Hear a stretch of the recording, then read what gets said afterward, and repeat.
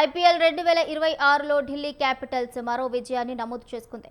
జైపూర్ వేదికగా రాజస్థాన్ రాయల్స్తో జరిగిన మ్యాచ్ సందర్భంగా 7 వికెట్ల తేడాతో ఢిల్లీ క్యాపిటల్స్ విక్టరీ అందుకుంది.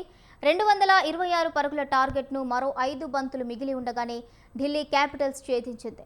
కేఎల్ రాహుల్ 75 పరుగులు చేయగా పాతుమ్ నిస్సాంక 62 పరుగులతో అద్భుతంగా రాణించాడు. నితీష్ రాణా 33 పరుగులు చేయగా ఆశుతోష్ 25 పరుగులతో రెచ్చిపోయాడు. స్టబ్స్ 18 పరుగులు చేసి మెరిశారు. దీంతో రాజస్థాన్ రాయల్స్ పై అవలీలగా విజయం సాధించింది ఢిల్లీ క్యాపిటల్స్. అయితే ఈ సీజన్లో ఢిల్లీ క్యాపిటల్స్కు ఇది 4వ విజయం కాగా రాజస్థాన్ రాయల్స్కు 4వ ఓటమి.